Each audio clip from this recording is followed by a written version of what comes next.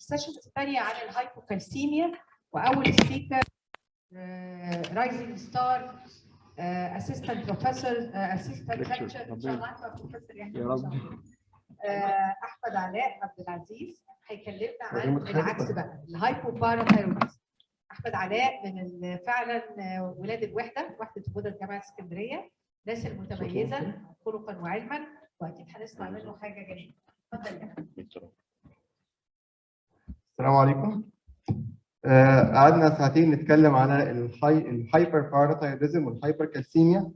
جاء الوقت ان احنا نتكلم على الضفه الاخرى من النهر زي ما بيقولوا، هايبو باراثايرويدزم.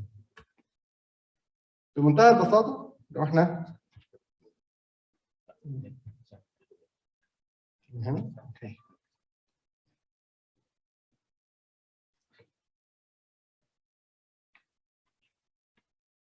بمنتهى البساطه hypoparathyroidism معناها PTH which is low with calcium which is low. خلاص يبقى الموضوع كده انتهى وما نكملش البرزنتيشن.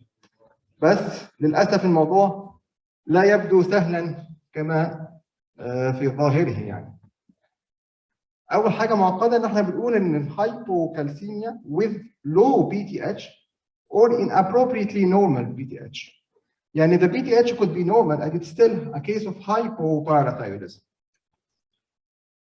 نعرف ازاي الكلام ده؟ جبنا الكلام ده منين؟ جبناه من physiology. When hypocalcemia occurs, PTH hormone, the parathyroid hormone, should go up, should be secreted more. هيشتغل على البون، هيشتغل على الكدني. واهم حاجه ان هو هيشتغل على الفيتامين دي واكتيفيتس فيتامين دي to the active form.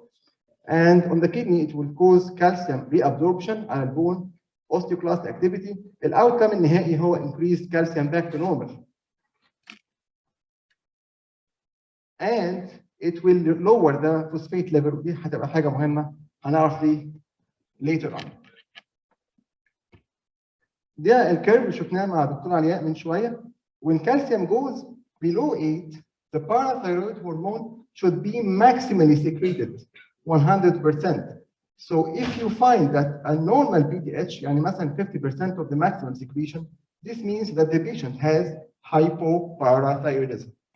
أول حاجة في الديفينيشن إن hypoparathyroidism is hypocalcemia associated with normal low أو low PTH. مش لازم يبقى low PTH. الكالسيوم اللي موجود في الجسم معظمه موجود في البون، جزء منه صغير موجود في البلد. الجزء اللي في البلد فيه منه بروتين باوند 40% تقريبا، وجزء الترا فلتربل 60%. 50% من التوتال is ionized calcium, وthis is the only biologically active calcium. هو ده بنسموه it is in equilibrium with the parathyroid hormone. هو ده اللي بيتحكم في الليفل بتاع الباراثايرويد هرمون. الجزء الكومبلكس ايونايز مهم 10%. مهم، بيمسك في الفوسفيت، بيمسك في الستريت. في النورمال فيسيولوجي مش هيأثر كتير، لكن في ابنورمال فيسيولوجيز في حاجات كتير قوي ممكن نزود الكومبلكس ايونايز ده، وبالتالي الايونايز كالسيوم يقل. ده اول حاجه ممكن تلخبطنا وتخلينا نفتكر ان البيشنت عنده hypocalcemia and it's not true hypocalcemia. This is the albumin which is the blue ball. في albumin كتير هنا، كل واحده منهم ماسكه في كالسيوم. ده البروتين باوند كالسيوم، بس الفري هو دول اللي هو الفري ionized calcium. When the albumin goes down, the total calcium is decreased. However, the free is stable. تاني حاجه بتاثر في الايونايزد كالسيوم هي الاسيديميا والالكاليميا. Albumin is a buffer. الالبومين ده يعتبر buffer. It buffers excess hydrogen ions. In cases of acidemia, more hydrogen ions are attached to albumin, وبالتالي الايونايزد كالسيوم will increase. في الالكاليميا the opposite occurs. في الالكاليميا الهيدروجين ions are dissociated from albumin to go to the circulation، وبالتالي الكالسيوم عشان يحافظ على البوزيتيفيتي هيمسك مكان الهيدروجين ions leading to a lower ionized calcium. So we should calculate corrected calcium دايما. Measured calcium plus 0.8 times 4 minus albumin. اشهر مثال كده لو واحد مثلا عنده albumin 2 grams، السيرم كالسيوم 7.5، هنحسب الكالكوليتد هيطلع 9.1. So this will differentiate between true and pseudo أو spurious hypocalcemia. هل نعتمد بقى على ionized calcium على طول؟ يعني نظريا ionized calcium is the most accurate physiological measurement. However, there are several limitations, technical issues, مش من عندنا كبطنة، من technical issues that limit the clinical utility of the ionized calcium measurement. عشان كده لحد دلوقتي كتير قوي من جايد لاينز بتعتمد على الالبومين corrected calcium. ناخد بالنا من spurious hypocalcemia which is caused by hypoalbuminemia أو acute respiratory alkalosis. For every 0.1 increase in PTH, ionized calcium level decreases by 0.14 ملغ بلتر. هنا خلي بالنا اللي بيقل الايونايزد مش بيقل التوتال. الايونايزد هو بيقل هنا كمان. So definition of hypocalcemia is a total serum calcium corrected for albumin أقل من 8.8 أو 8.5 والionized calcium in this tank 4.65. بنضرب في 4 عشان نجيب الملي مول أو نقسم على 4 عشان نجيبها الملي مولز عشان في بعض المعامل بتطلع بالملي مول. It is classified either mild or severe. If there are symptoms, it is severe. If it is asymptomatic, it is mild. If the calcium is from 8 to 8.5, it is mild. أو لو أقل من 7.6, it is severe. The clinical features are variable. It depends upon 3 factors: the severity of the calcium deficiency. أكيد 3 مختلف عن 7. But more importantly, the rate at which calcium level falls. لو الكالسيوم نزل بسرعه كان 10 وثاني يوم بقى 5 مختلف على الكرونيك هايبوكالسيميا للاعراض بتاخد وقت اطول عشان تظهر. فالريت at which calcium level falls and chronicity of hypocalcemic disorder are 2 important factors that define whether the patient has symptoms or not. Most of the common symptoms and signs of hypocalcemia occur because of increased neuromuscular excitability, and these include tetany, paresthesia, muscle cramping, seizures, and organic pain syndrome. However, even treatment, Dr. Ahmed inshallah هيتكلم عن treatment, even treatment has its complications, and the complications are mainly the deposition of calcium in soft tissues, هيؤدي إلى cataract, calcification of basal ganglia, nephrolithiasis, nephrocalcinosis, and reduced renal function. Neuromuscular paresthesia, including tingling and numbness, especially of the fingers and toes. Clinically, the hallmark of severe hypocalcemia is tetany. وبيبقى فيها carbopetal spasm and it includes the fatal laryngospasm. Lesser degrees could be detected clinically هنشوف ازاي. And other CNS effects are very important, although they are less common: tumor cerebri, papilledema, confusion, lethargy, depression, organic pain syndrome, and coma. 20% of children with chronic hypocalcemia have mental retardation. The basal ganglia are commonly to be classified in patients with long-standing hypoparathyroidism. However, they do not have symptoms. They remain asymptomatic. This is the tropostic sign by which we tap on the facial nerve about 2 centimeters anterior to the earlobe, and it leads to contraction of the facial muscles. However, it is not that specific. Around 25% are false positive. The Trousseau sign is more specific. It is elicited by inflating cuff to about 20 millimeter mercury above systolic pressure for 3 minutes, and a positive response is cardiac spasm. It is more specific, as we said. Cardiac wise, طبعا عارفين ان calcium is important for the cardiac function, and so in patients with hypocalcemia, we usually find a prolonged QT interval, and in some patients there could be heart failure, especially in underlying cardiac disease. That's what we call hypocalcemic cardiomyopathy. Calcification in soft tissue usually due to treatment because they usually have hyperphosphatemia, and adding calcium will increase the calcium phosphorus solubility product. And these are cases of basal ganglia calcifications. This is one of our patients in the world. And again, effective treatment there will be impaired renal function and hypercalciuria and nephrolithiasis. What about the bone effect? Strangely, the PMD, the bone mineral density, is greater over time. However, there is less evidence regarding the effect of hypoparathyroidism in fractures. There is no sufficient data. Teeth could be defective, and growth is affected. And there is the subcapsular cataract, as you see here. and the skin is usually dry and flaky and brittle nails. What about the quality of life? This is very important because even after controlling calcium levels, usually these patients have low quality of life. Low quality of life, even after controlling calcium levels. So this is the resume of what we said: CNS, ophthalmological, dental, dermatological, and most importantly, the paresthesia, cramps, and tetany. So let's see our patient, just few seconds. At 20, I think, would you please remove this? Okay. أنا مش شايف أصلاً. هو كان 21-year-old Mr. M. He is known to have thalassemia beta major. On regular blood transfusion, he is not compliant to ion chelation therapy. He presents to his general practitioner with carpal spasm for 15 days. So he has been having carpal spasm for 15 days. So the general practitioner requested total calcium for him, and it was 4.6. This is very low. We know that normal from 8.5 to 8.5. So he referred this patient to the endocrinologist. Let's see whether we can diagnose this patient or not.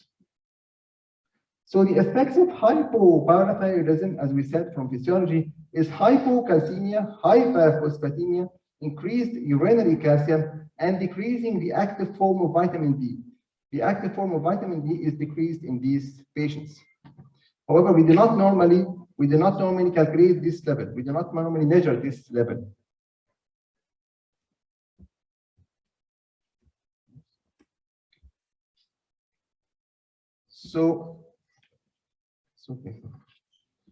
So knowing this, we requested other labs.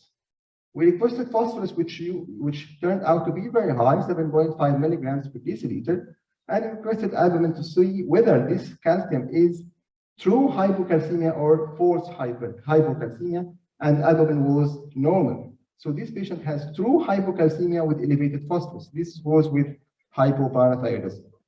So the causes of hypocalcemia generally are either due to PTH, which is absent, or PTH, which is not affected. This is easily speaking. PTH absent or PTH not affected. PTH absent, most importantly, is post-surgical, and less commonly is the non-surgical causes. The PTH could not be effective due to multiple causes. First, vitamin D deficiency.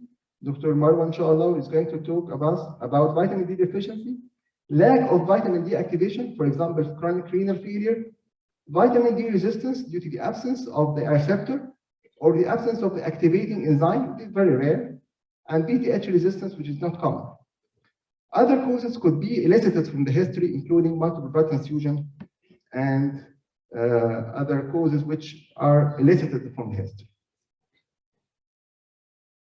So based on these, we requested vitamin D, which turned out to be 32, and we requested parathyroid hormone, which is 4.5, which is low. So now we can diagnose this patient as having hypoparathyroidism. This is from the guidelines, and they said that diagnosis and evaluation of hypoparathyroidism, to diagnose patients with hypopara, we should do calcium, which is low, albumin adjusted, confirmed on at least 2 occasions, separated by at least 2 weeks. The PTH concentration by second or third generation immunoassay that is undetectable and availability low. Phosphate levels in the upper normal or frankly elevated range. And after neck surgery, chronic hypoparathyroidism is established only after 6 months. We're going to talk a bit about post-surgical hypopara. So based on these criteria, our patient has chronic hypoparathyroidism. The combination of hypocalcemia and hypoparathyroidism is defined as hypoparathyroidism, and in 75% of cases, it is due to surgical causes. Surgical removal of the parathyroids or affection of the vascular supply due to thyroid surgery or large neck dissections for infiltrative diseases. طبعا يعني حاجه يعني كده historical context ان اول واحد اكتشف الباراثايرويد glands was إيبار شانستروم في 1877. He was a medical student. وقتها ما كانش عارفين الفيزيولوجيكال فانكشن of the parathyroid gland. نشر المقاله اول مره خالص بالسويدي، وبعد كده ترجمها للالماني عشان الالماني ده كانت لغه العلم وقتها، وما كانش لاقي حد يهتم بكلامه يعني. اكتشف 4 حاجات صغيره. دي رسمته الاساسيه. This is his own drawing. ما حدش اهتم بكلامه خالص لحد بعدها ب 15 سنه. يوجين كلاي ده كان راجل فرنش showed that the removal of parathyroid glands during thyroidectomy resulted in post-operative tetany. وبالتالي نسبوا الفضل لجلاي وسموا الفتره الباراثايرويد جلانس في الوقت كتير سموها جلايز جلانس على اسم الراجل جلاي.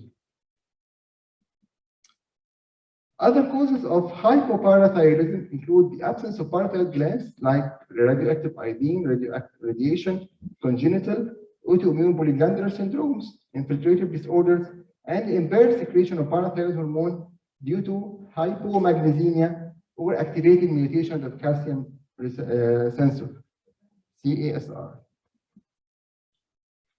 Post-surgical hypoparathyroidism is either transient or permanent. The actual incidence and prevalence of post-surgical hypoparathyroidism is variable from a center to center, but it is around 25 to 30% of patients after total thyroidectomy to be transient. والpermanent معناها اللي هي بعد 6 شهور the patient still needs calcium and vitamin D analogs in only about 3% of patients after total thyroidectomy. And again, this number could be different from a center to center depending upon the surgical experience of the center and depending upon the volume of the thyroid surgeries that are done at this center. But الرقم هو 6 شهور. If the patient needs calcium and vitamin D analogs after 6 months, this is true permanent hypoparathyroidism. The incidence of hypoparathyroidism after surgery strongly depends upon the extent of the intervention, of the extent of the surgery, and the experience of the next surgeon. However, there are some factors which are related to the surgery. For example, serum calcium preoperatively, parathyroid hormone preoperatively, vitamin D, magnesium, and there are some surgery-related factors, including parathyroid identification, in situ preservation of the parathyroid glands, parathyroid autotransplantation, central neck dissection, inadvertent parathyroidectomy, surgical volume and duration, reoperative surgery, whether the patient does surgery for the second time. The patient factors include the age at surgery, gender, and there are some diseases like Graves' disease and retrosternal extension. These two are more likely to have hypoparathyroidism. So usually post-surgical hypoparathyroidism, the fate is in most patients, it is transient, less than 6 months. There could be hypocalcemia or hypocalcemic symptoms with low serum phosphorus. I am covering this on purpose because Dr. Kamen, inshallah, will speak about it.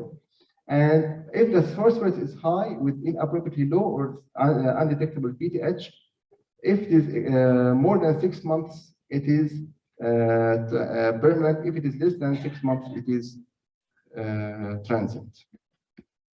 However, the combination of hypocalcemia and hyperparathyroidism, it is what we call secondary, and in cases of vitamin D deficiencies, renal diseases, and pseudo-hypoparathyroidism, the PTH is very high, and renal functions and vitamin D are normal. Autoimmune hypoparathyroidism is the most common cause of non-surgical hypoparathyroidism. Usually, it is associated with the autoimmune polyendocrine syndrome type 1, where there is a mutation in the gene, the autoimmune regulator gene, AIRE, and it could be associated with other autoimmune disorders, including adrenal insufficiency and chronic mucocutaneous candidiasis. And patients usually have additionally 20 minor clinical features, including diabetes type 1 and other. The diagnosis of APS is probable in the presence of at least one major syndrome and positive antibodies. There are many theories about type 1 interference or the NALPA5. The other autoimmune disease is the autoantibodies against the calcium sensing receptors, and Dr. Alia has told us that the calcium sensing receptor senses the level of calcium in blood, and by sensing the calcium level of blood, it controls the secretion of parathyroid hormone. There may be some antibodies against this, which leads to activating antibodies, activating the receptors. Magnesium deficiency is very important, and this is a list of the causes of low magnesium. Actually, we use a lot of drugs, for example, thiazides and furosemide. They result in hypomagnesemia, and these drugs are commonly used in patients with heart failure and patients with liver disease. So please expect that these patients have hypomagnesemia, and hypomagnesemia could result in functional hypoparathyroidism. Both hypomagnesemia and hypermagnesemia can impair in parathyroid function. Severe hypomagnesemia blocks parathyroid hormone synthesis, and a resistance to parathyroid hormone at the species level is also seen in hypomagnesemia. يعني هي بتعمل الاثنين، بتعمل some sort of decreased synthesis and decreased function، كأنها بتعمل BTH resistance. mineral deposition زي الويلسون، زي الهيموكروماتوزس، وزي الايرون اوفرلود. العيان بتاعنا كان عنده ثلاسيميا for long life and he had not been compliant on iron chelation therapy. This is why he developed hypoparathyroidism. Infiltrative diseases like sarcoidosis, amyloidosis, metastatic cancer, which is not that common, very rarely, radiation destruction due to radiation, ionizing radiation, and genetic causes, a very long list of genetic diseases. We are not going through all of them.